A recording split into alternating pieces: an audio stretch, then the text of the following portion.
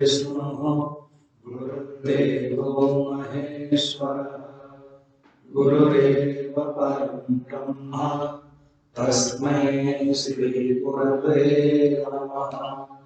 समस्तजनकल्याणे निरतं करुणामयं नमामि चिन्मयं देवं सद्गुरुं ब्रह्मविद्वरं सद्गुरुं ब्रह्मविद्वरं शङ्करं शङ्कराचार्यं केशवं बादरायणं सूत्रभाष्यकृतौ वन्दे भगवन्तौ पुनः पुनः। श्रुतिस्मृतिपुराणानाम् आलयं करुणालयं नमामि भगवत्पादं शङ्करं लोकशङ्करं सर्ववेदान्तसिद्धान्तबोधनं तमगोचरं गोविन्दं परमानन्दं सद्गुरुं प्रणतोऽस्म्यहं सद्गुरुं प्रणतोऽस्म्यहम्। अज्ञान की शक्ति दो है, आवरण विक्षेप। इन दोनों के बारे में विस्तृत वर्णन करके अभी इसको कंक्लूड करना चाहते हैं। इसी को ही दोहराएंगे, अभ्यास करवाएंगे बार बार षडलिंग। और अभी दो श्लोक में 143, 144 में विक्षेप शक्ति और आवरण शक्ति, ये दोनों को बता रहे हैं। कवलित दीननाथे दुर्दिने सांद्र मेघे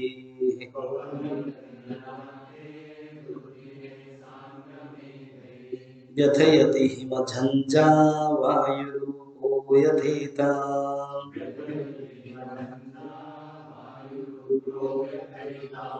अविरत तमसात्मन्यावृते मूढ़बुद्धिम्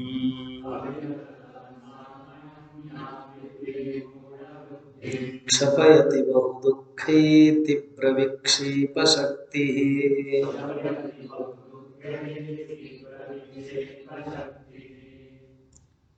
एग्जाम्पल देते हैं, वही जो कॉमन एग्जाम्पल हम लोग देख रहे थे, जो आज की अवस्था है। बादल है, बारिश है, रात से है, लाइट नहीं था, है ना। तो बादल जब होता है, सूरज दीननाथ, दीन के नाथ है, दिवाकर, कर माने रश्मि, ऐसा कर माने हाथ। तो दीननाथ सूर्य वो क्या करता है, बदली छाई कर देती है, जो बादल है वो ढक देता है।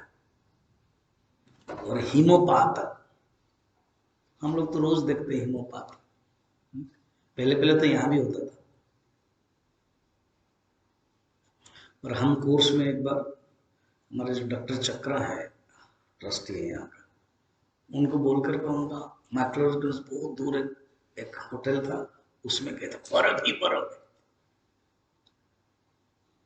पूरा बर्फ ही बर्फ। ब्रह्मचर्य को लेके गया था, बहुत एक्सपीरियंस किया। फिर उन्होंने व्यवस्था किया, हम लोग खा फिर आए। हिमपात पूरा गिर रहा है बर्फ, जो फिल्म में देखे हो ऐसे। हिमपात, झंझावात, हवा। इससे फिर सूर्य के कहाँ दर्शन होगा। इसी प्रकार हमारे जीवन में ये जो आत्म चैतन्य सूर्य है, बादल के कारण, अज्ञान के कारण, और ये जो हिमपात है, जो वासना आती है, जो इच्छा आती है, और ये जो झंझावात है, विक्षेप होता है, इससे बादल नहीं दिखाई देता है। आत्म चैतन्य निपट तमस के द्वारा आच्छादित होकर के मूढ़ पुरुष को भयावह विक्षेप शक्ति अनंत दुख देता है। ये जो हिमपात होता है, झंझावात आता है तो दुख होता है, पता चलेगा तो। अभी तो थोड़ा सा आज हो गया तो हाफ जैकेट निकल गया।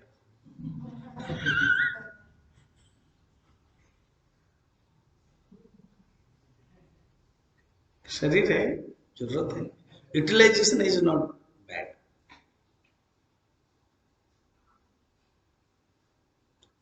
मुझे याद आ रही है 1983 में निकला था, मार्च अप्रैल, उड़ीसा से यहाँ के लिए। एड्रेस भूल गया, केवल हनुमान, ये हनुमान लेके आए मुझे, हनुमान एंड सिद्धवाड़ी, ये दो चीज याद है। डिस्ट्रिक्ट क्या है, कहाँ पर है, कुछ हिमाचल प्रदेश जानता हूँ, थोड़ा सा बुद्धिमान होने के कारण। हिमाचल के कैपिटल शिमला चला गया तो ज्यादा बुद्धिमान हो गया, कहाँ शिमला और कहाँ सिद्धवाड़ी। मगर कहीं ना कहीं तो स्रोत पकड़ना है। भसता हुआ आदमी को तिनका भी सहारा हो जाता है। चला गया, माय गॉड शिमला तो बड़ा मुश्किल है, वहां तो ठंड है। ऐसे ही झंझावात, कुछ है नहीं, सब चोरी हो गई दिल्ली में। फिर वापस आ गए। यहाँ पहुंचते पहुंचते मई महीना हुआ, गुरुदेव थे कैंप। गुरुदेव 3-4 दिन के बाद निकल जाने वाले। गुरुजी कारुणिक है, उन्होंने कहा कि वो छोटा बच्चा आया है। उन्होंने, मैंने प्रणाम भी किया कोर्स करने के लिए। उनको पता है रूल्स एंड रेगुलेशंस, अभी फर्स्ट बैच चल रहा है। गुरुजी ने गुरुदेव के सामने, मैं बांट रहा था डाइनिंग हॉल में, कैंप में ना ऐसे बाल्टी लेके बांटना पड़ता है, बहुत लोग फुल हो जाते थे ना, 300-400। ये बफे सिस्टम नहीं चलेगा, बांटना पड़ता। तो मैं छोटा कोई बाल्टी पकड़ा होगा, बांट, तो गुरु जी ने बताया कि इस ब्रह्मचर्य न्यू स्मॉल बॉय है, इसका वो रहना चाहता है। इन द मीन टाइम गुरु जी ने इंटरव्यू कर लिया था मुझे। तो रोज ना ब्रह्मचर्य लोग रात को जाते थे, गुरु जी से मिलते थे, बैठते थे।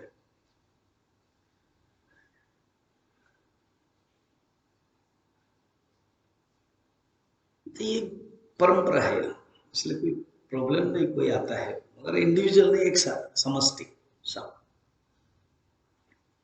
तो मैं भी गया था, तो गुरु जी ने करना क्या, रहना चाहता है, okay, but he will be for next course,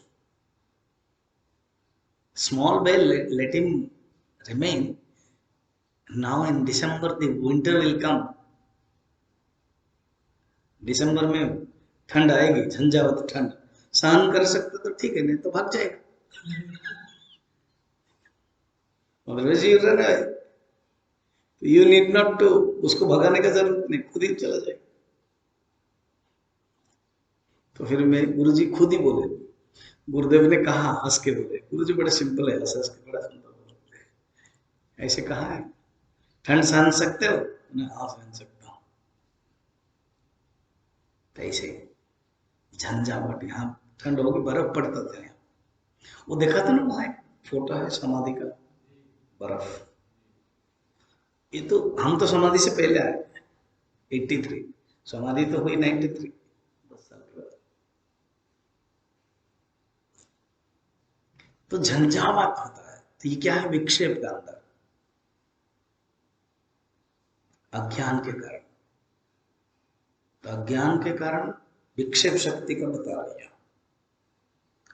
कैसे विक्षेप होता है? ये जो वासना है ना, वासना से इच्छा प्रकट हो जाती है।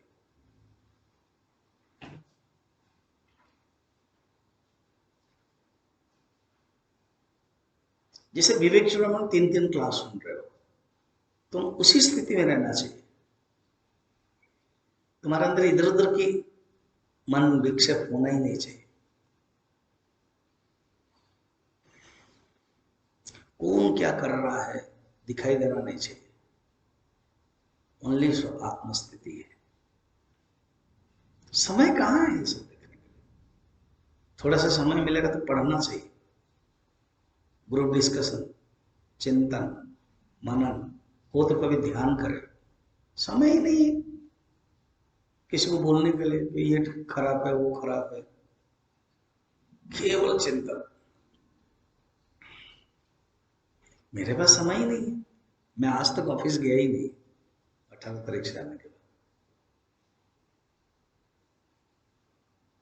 समझे, हम लोगों को तो जाना पड़ रहा है। जाओ, ओनली पिन पॉइंट, कंप्लेन है, बात करना है तुरंत, इधर उधर नहीं है।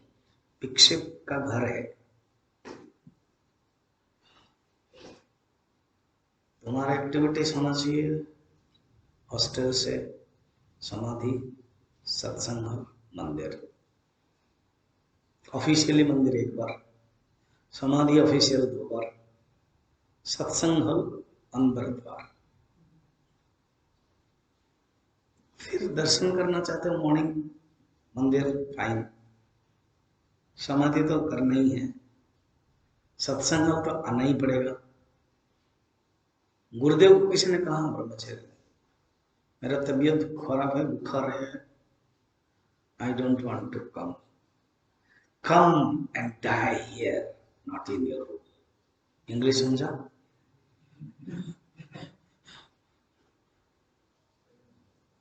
मैं केवल उदाहरण दे सकता हूं उनका। अर्थ क्या है? सहन शक्ति अगर है, वहां बैठने के बदले यहां बैठ के सुनो। बैठ नहीं पाओगे, चेयर में बैठो, बस सुनो। वहां भी करोगे क्या? लेटोगे, बस सुनो। श्रवण इज योर साधना, और श्रवण के बाद मनन करो। मौका ही मत दो। ये मन के अंदर 4 दोष होता है, कर्णा पाटु, विप्रलिप्सा, प्रमाद, भय। मौका ही मत दो। सोचो कि मेरा मन कहाँ ड्रेनेज हो रहा है। ड्रेनेज समझ रहे हो? एक लोटा है, गागर है, पानी भर्ती कर रहा, चला जा रहा, कहाँ हो रहा है? विक्षिप्त शक्ति कहाँ है मेरे मन में? इसलिए विक्षिप्त शक्ति को मौका ही मत देना। ये अपने आप को करना। जो आचार्य और गुरु होते हैं वो जस्ट आपको बताएंगे रास्ता। बताया ना विवेक चूड़ामणि में, रोग है तो खुद को ही दवाई लेना पड़ेगा, दूसरा नहीं।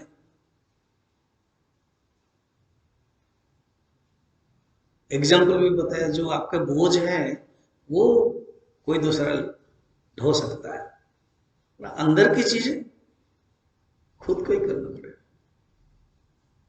या ज्ञान अंदर की चीज है, विक्षेप अंदर की चीज है, खुद के ही करना पड़ेगा।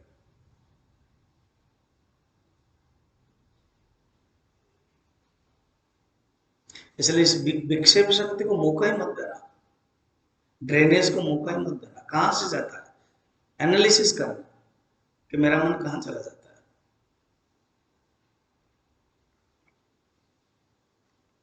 फिर 144 में आवरण शक्ति के बारे में बता रहे हैं। एता, हालांकि दोनों ही बता दिया 143 में, आवरण शक्ति और विक्षेप शक्ति।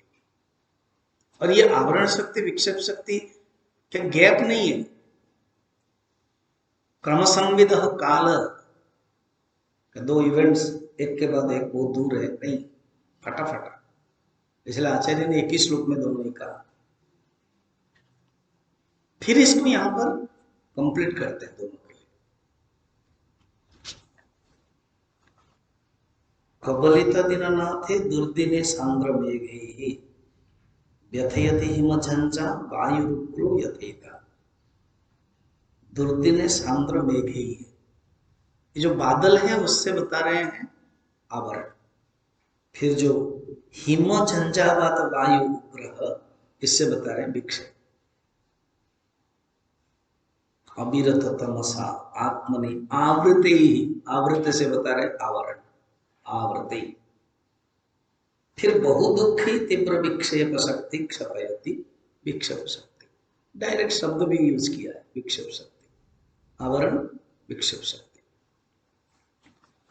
अब इसको कंक्लूड करना है। एताभ्यामेव शक्तिभ्याम्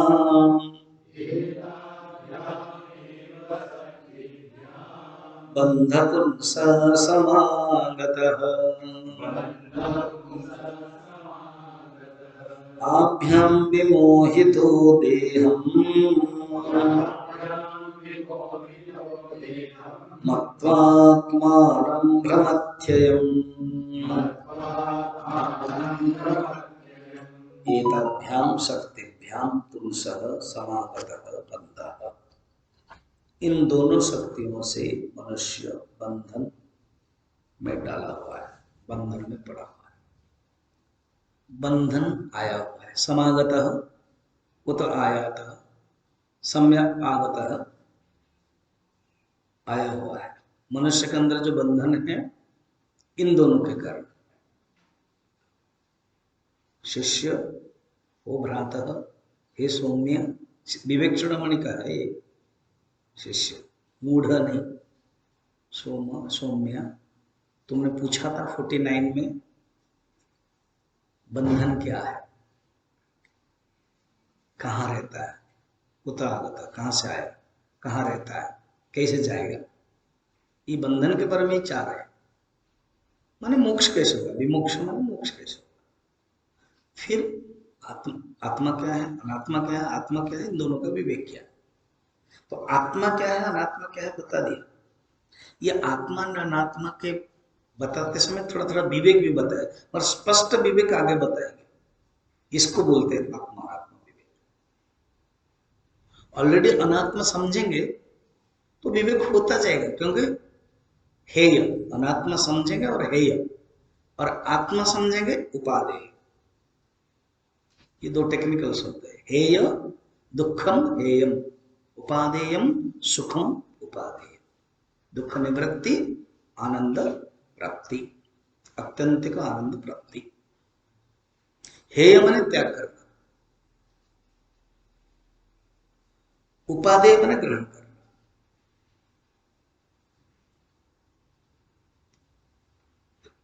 शास्त्र में और दो टेक्निकल आएगा शब्द, लिखो इसको।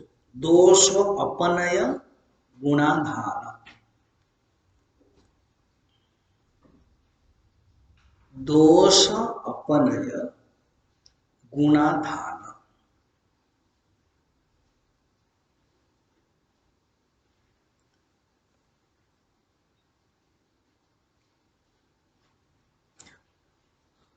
दोष जो हमारे अंदर है ना, उसको दूर करना है।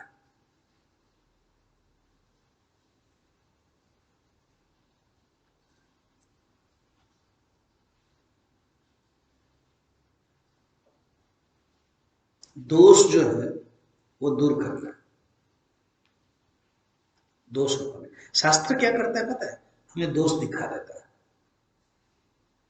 शास्त्र को दर्पण कहते हैं। स्वामी चिदानंद जी महाराज जो हमारे चाचा गुरु हैं, गुरुदेव के भाई है, तो हमको, मुझे खुद पर्सनली ऐसे उनका आशीर्वाद मिला, you are my spiritual Neiphiu.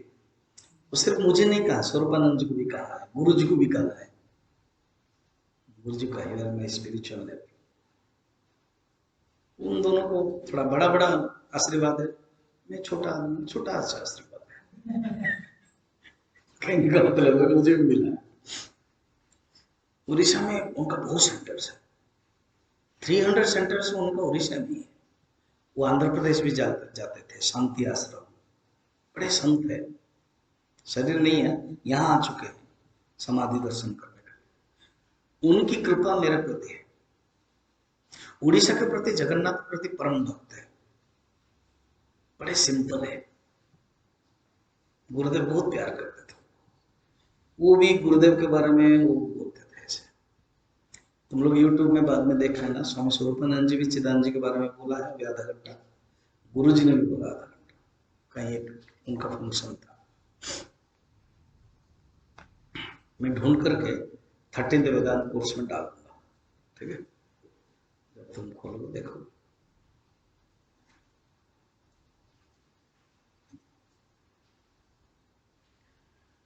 जो समाधि कैसे करना, षोडशोपचार, षोडश संन्यास को कैसे करना, सब गुरु जी को उन्होंने दिया। और गुरु जी वहां थे, गुरुदेव जब थे वहां समाधि हुई ना सैन डिएगो में, तो सिद्धांत जी लकीली वहां थे, इसलिए वहां आए थे।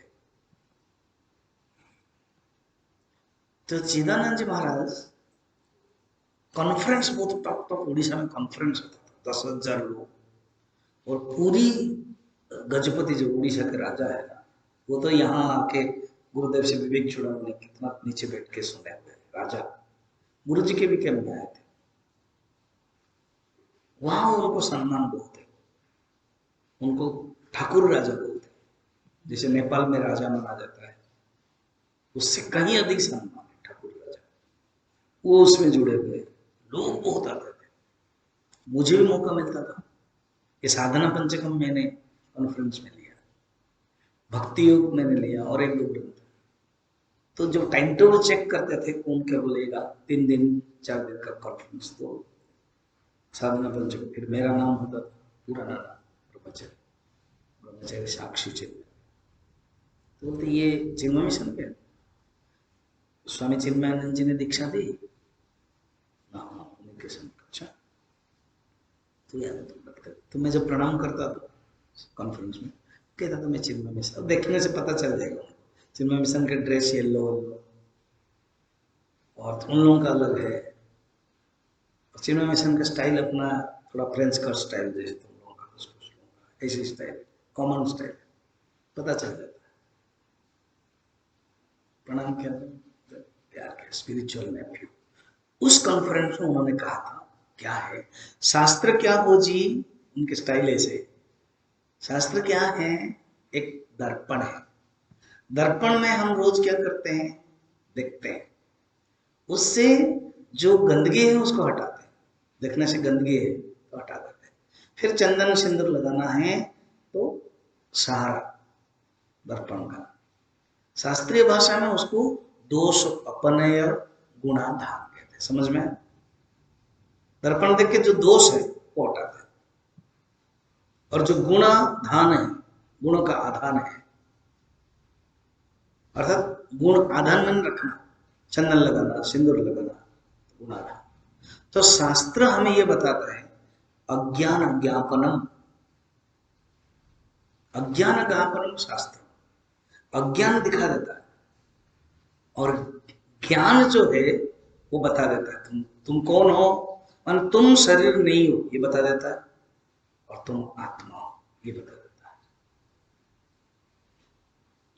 दोष अपने गुणाधार, याभ्याम विमोहितम देह मत्वा आत्मानं भ्रमति अयम्, अपने देह को आत्मा समझने के कारण मनुष्य आवागमन चक्र में भटकता रहता है। ये दोनों ही कारण है, कौन? आवरण शक्ति, विक्षेप शक्ति।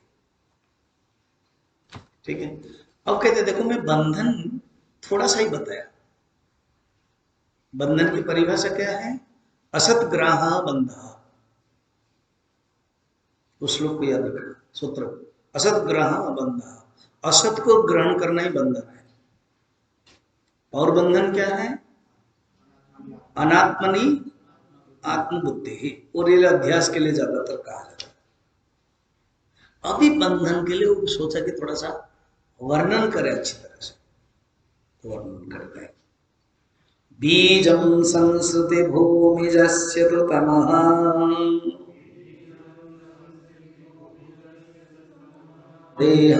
देहात्मधीरङ्कुरः रागपल्लवबम्बुकर्मतु वपुः स्कन्दोऽसवशाखिकः अग्राणीन्द्रियसंहतिश्च विषयाः पुष्पाणि दुःखं फलम् नानाकर्मसमुद्भवं बहुविधम् भोक्तात्र जीवः खगः। कहते सुनो, एक रूपक देते हैं, सुंदर रूपक, एक सुंदर बड़ा पेड़ का रूपक देते हैं। पेड़ में क्या क्या हो सकता है ना? पेड़ में अंकुर है, पहले पेड़ होने से पहले अंकुर होता है, बीज होता है, पहले बीज, फिर अंकुर होता है, फिर वो अंकुर से कोपोल होते हैं, छोटे छोटे पत्ते, फिर उस पेड़ को बढ़ने के लिए जल चाहिए, फिर उसके बाद धीरे धीरे बढ़ता है तो तना हो जाता है, तना, फिर बढ़ता है पेड़ तो शाखाएं आ जाती है, फिर टहनी आ जाती है, टहनी छोटे छोटे जो होते हैं शाखा के जो छोटे रूप टहनी, फिर उसके बाद फूल आते, फिर उसके बाद फल आते, हो गया ना पेड़। पेड़ माने फल होना चाहिए। फिर खाली इतना तक नहीं है, पक्षी भी आ जाते हैं उसमें, भोग करते हैं। इतने देखा ना, गिनो तो, फर्स्ट एक पेड़ है, फिर उसके बाद बीज है, फिर उसके बाद अंकुर है। पहले समझ लो, उसके बाद हम रूपक देंगे, इसको बोलते हैं दृष्टांत, फिर दृष्टांत देंगे, फिर उसके बाद कोपल, कोपल समझ रहे, नए कोमल कोमल पत्ते, कोमल पत्ते को बोलते हैं कोपल। फिर जल देना पड़ता है पेड़ को बढ़ने के लिए, फिर उसका तना होता है, पेड़ का जो तना, फिर पेड़ की शाखाएं, टहनियां, शाखाएं थोड़ा बड़ी होती है, टहनी जो डाली है, टहनी,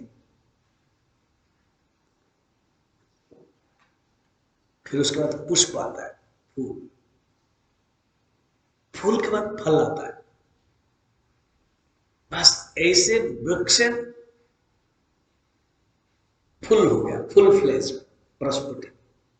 और वृक्ष तो परोपकार आए, वृक्ष और नदी, सूर्य, ये सब परोप के लिए, परोपकारक है।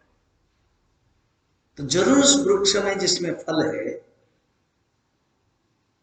पक्षी आता है, जिसमें फल नहीं है तो वो यात्री भी बैठता है छाया के कारण।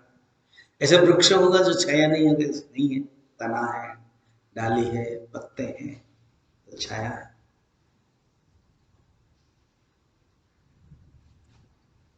तो कोई ना कोई उससे मदद लेने के लिए आते हैं, तो पक्षी आते हैं।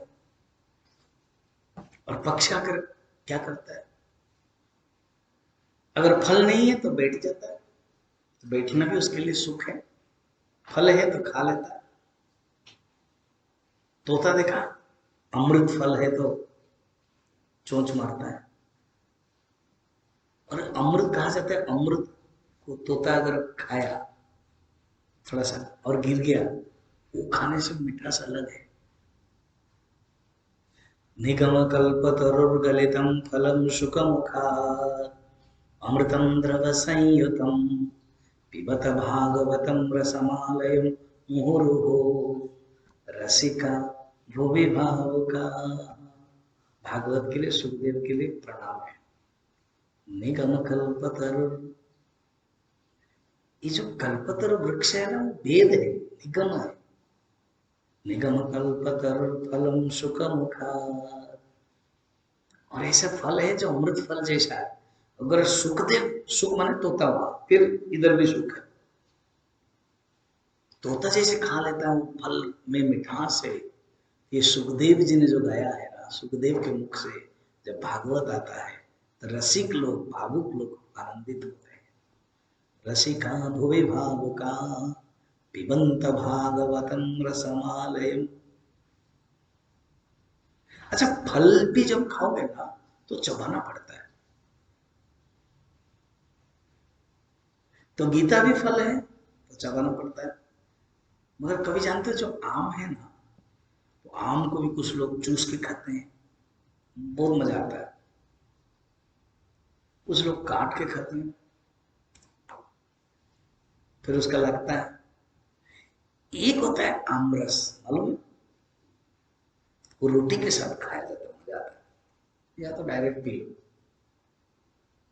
रसमालय ऐसे बोलते हैं। ये जो भागवत है ना, वो आमरस जैसा है, कुछ करना नहीं पड़ता है, सब निकाल गया, वो जो छिलके, वो जो है जालीदार, सब निकल गया है, बढ़िया सुंदर है, गपागप। ऐसे ही भागवत है, कितना सुंदर है। विनोबा भावे तो और सुंदर कहा है। ये जो गीता है ना, ये दुग्धम है, दुग्धम है, दूध है। तो दूध के साथ आप लोग चीनी डाल दो, थोड़ा सा मिठास आता है।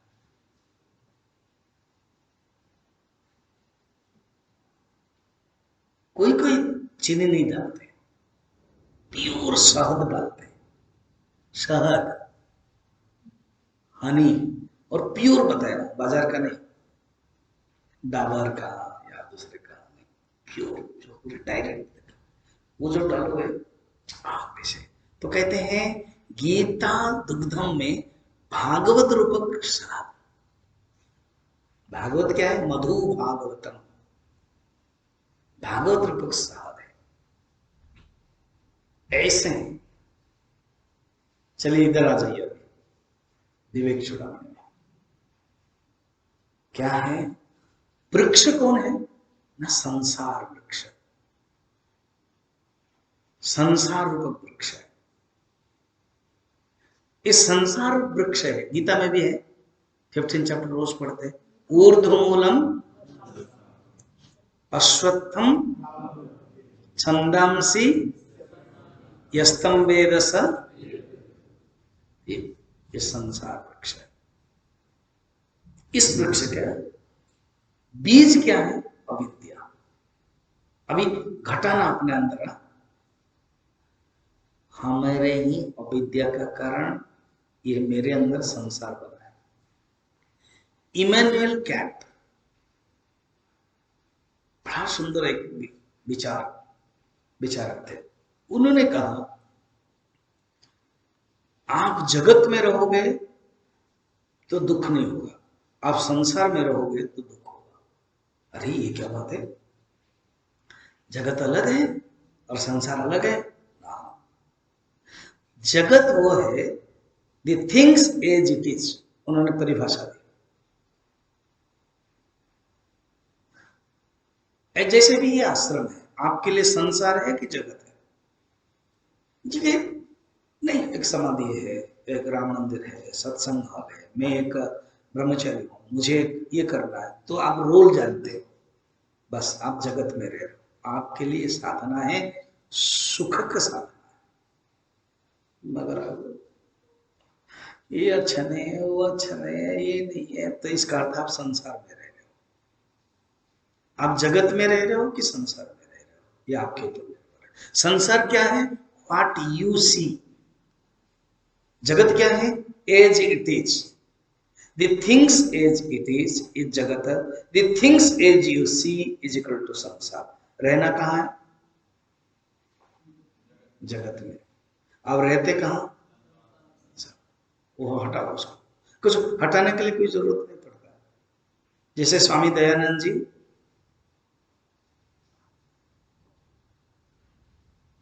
एक बड़ा सुंदर कथा है। स्वामी दयानंद जी बताया था ना, वो आए एक अंध स्वामी जी के पास, गुरु के पास। कौन हो तुम? नहीं, इसी को तो जानने के लिए आया हूं, मैं कौन हूं। सिर के ऊपर जो रखा उसको फेंक कर अंधे, और जान लिया सिर के ऊपर क्या है। 4 वेद रखे थे, वेद को ढोके जाते थे, वेद का प्रचार किया ना उन्होंने। इसलिए वैदिक डीएवी स्कूल देखते हो, गुरुकुल कांगड़ी, वेद के वैदिक हवन यज्ञ बहुत प्रचार किया संस्कृत। तो फेंक के आ गए, फिर हंसने लगे। अंदर का कौन फेंकेगा? तो जा रहे थे, ठहरो, बाहर के फेंकने के लिए जाना पड़ता है, अंदर का फेंकने के लिए कहीं जाना नहीं पड़ता है। समझ गए हो? सोचो, अंदर की जो भावना है उसको फेंकने के लिए कहां जाओगे? हियर एंड नाउ, यही तो प्रक्रिया है।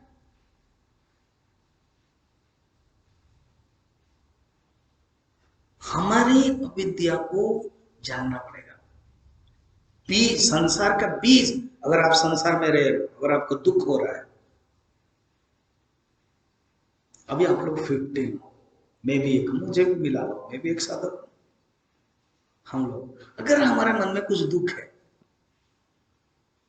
कोई दूसरा कारण नहीं है, ऑफिस नहीं, डाइनिंग हॉल नहीं, दोस्त नहीं, मित्र नहीं, घर नहीं, कमरा नहीं, सिद्धबड़ी नहीं, खाना नहीं, कुछ नहीं है, आचार्य नहीं, खुद एनालाइज। साइंस क्या करता है? बाहर एनालाइज करता है। वेदांत क्या करता है? अंदर है। कल के देखना कितना सुंदर का उपनिषद वो बताती है जो आप कौन है जानने के लिए, मैं कौन हूं। कितना सुंदर पैरेलल बोल रहा था। नरेंद्र भी उधर बोल रहा था ड्रामा के माध्यम से, और वो पिताजी भी वही बता रहे। उपनिषद आप अपने अंदर के लिए बता रहे थे, और वो जो फॉरेन लड़का है वो आपके प्रतिनिधि है।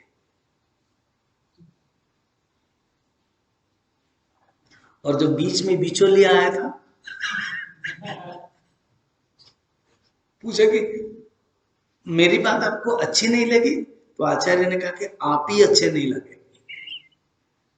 फिर कहा कि तुम कल आना, अकेले आना। मेरी बात आपको अच्छी नहीं लगी, आप ही अच्छे नहीं लगे। You have no problem, you are the problem. इसलिए वेदांत क्या करता है, उपनिषद क्या करती है, कितना सुंदर उपस्थापना, सोचो तो। उपनिषद को इतना ड्रामेटिक स्टाइल में हो सकता है, ये एक नमूना है। इसे उपनिषद के ऊपर गुरुजी दिखाते थे, प्रवचन भी दिया था कैंप, विभूति कैंप। मैं पूरा अटेंड किया, शायद 15 दिन का था, 10-15 दिन का पूरा टोटल। ये दीपक को बोल रहा था, स्वामी जी मैं उपनिषद गंगा से ही तो इंस्पायर हो गया है। सचमुच है ऐसे।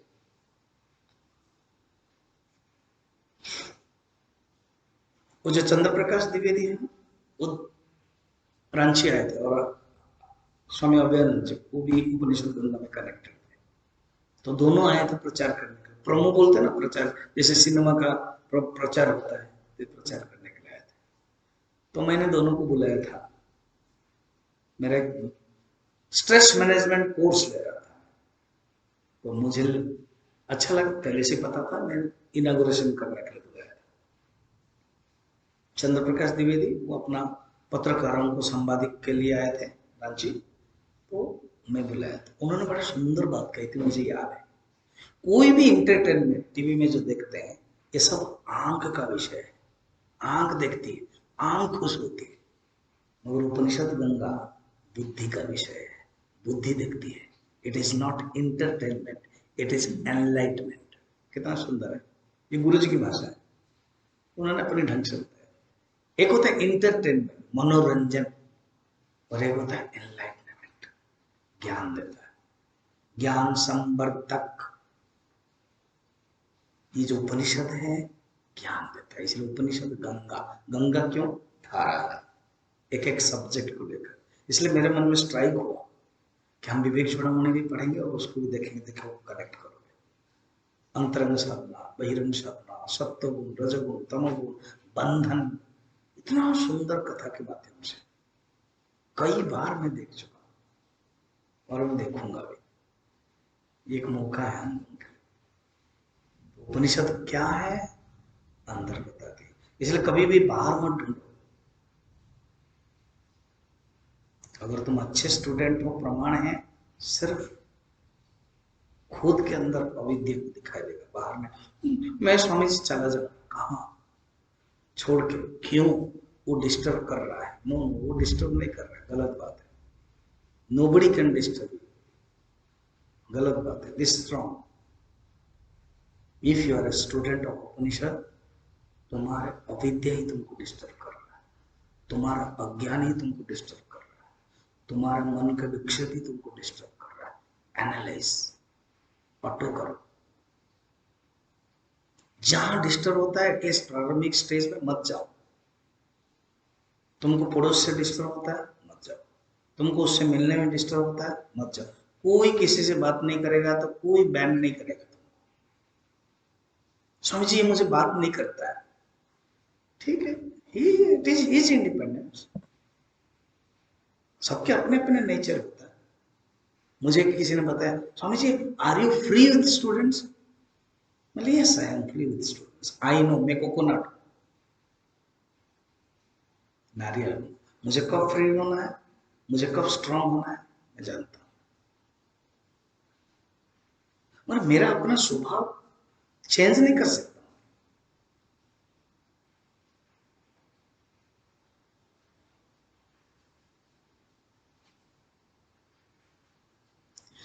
तो आप अपने को देखो कि कैसे करना है, आप अपने का एनालाइज करो।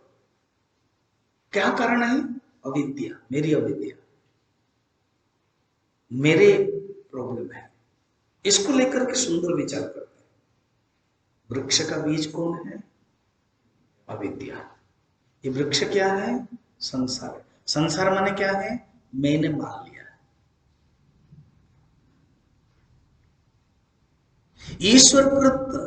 ईश्वर ने बनाया है स्त्री और इसको मैंने पत्नी मान लिया है, जीव कल्पना करता, यही संसार है। स्त्री जगत, पत्नी संसार। मगर स्त्री जो पत्नी है ये मेरे रोल कर रहे, मैं पति हूं, पत्नी हमें रोल करना पड़ता है, यही जगत है। ये मुझे सुख देगी, हाँ संसार, कोई किसी को सुख नहीं देगा। तो इसको कहते हैं अविद्या। अपने आप को ढूंढना है, अपने इग्नोरेंस को ढूंढना है, अपने इग्नोरेंस को जानना है। फिर ये जो देह के प्रति तादात्म्य है ना, ये स्प्राउट है। अविद्या, अस्मिता, राग, द्वेष, अभिनिवेश, पंचक्लेश मालूम? हाँ ना तो बोलो, पंचक्लेश मालूम है कि नहीं? तो लिखो पंचक्लेश। अविद्या, अस्मिता, राग, द्वेष, अभिनिवेश। अविद्या, अस्मिता, राग, द्वेष, अभिनिवेश। अविद्या मूल है, उसको ही अज्ञान कहते हैं। अस्मिता माने देह के प्रति अस्मि भाव, अस्मि माने हूं, अहम अस्मि। देह के प्रति तादात्म्य, इसी को ही अंकुर कहते हैं। देखो श्लोक में जाना है, ये श्लोक बहुत बड़ा इंपॉर्टेंट है, इसलिए मैं भाग नहीं रहा हूं, आराम से पढ़ा रहा हूं। 4 बजे फिर लूंगा इसको।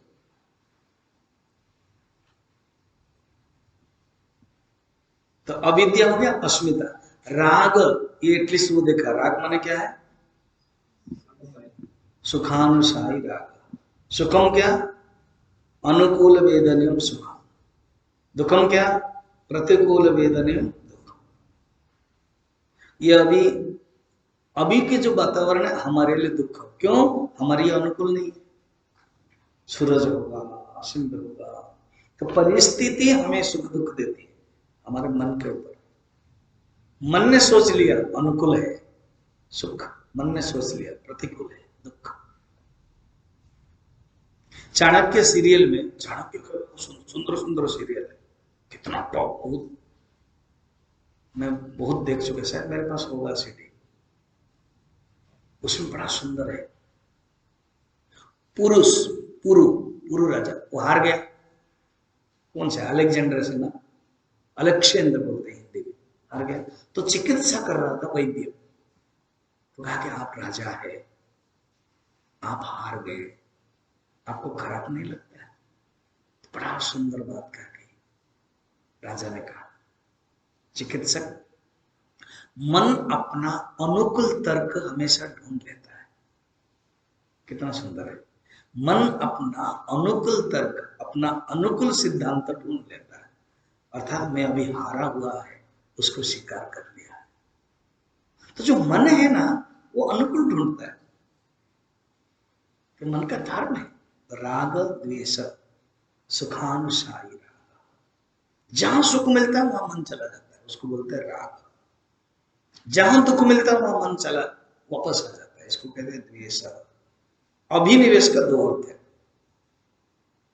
एक होता है अभितः निश्चयेन विष, अर्थात जो मैं हूं वो शरीर के साथ प्रवेश कर लिया, शरीर को मैं मान लिया।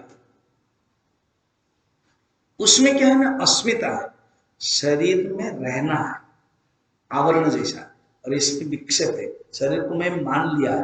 फिर मैं मानने के कारण रिपरकशन बहुत हो गया, मैं छोटा हूं, मैं बड़ा हूं, मुझे ठंड लग रही है, मुझे गर्मी लग रही है, मुझे भूखा हूं। ये शरीर अभिनिवेश हो गया, प्रवेश करके अपना फैला दिया है, प्रवेश करने के बाद फैला दिया। एक चोर आएगा आपके घर में, प्रवेश कर लिया और फैला भी दिया। कभी कभी बड़े बड़े शहर में ऐसा होता है, वो टेनेंट जो है ना रहते हैं वो जाता ही नहीं है।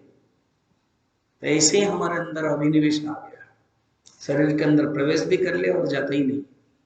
दूसरा अभिनिवेश का अर्थ है मृत्यु का भय, पंच क्लेश हमारे अंदर है। तो यहां पर तना क्या है, देहात्मा बुद्धि। ओम पूर्णमदः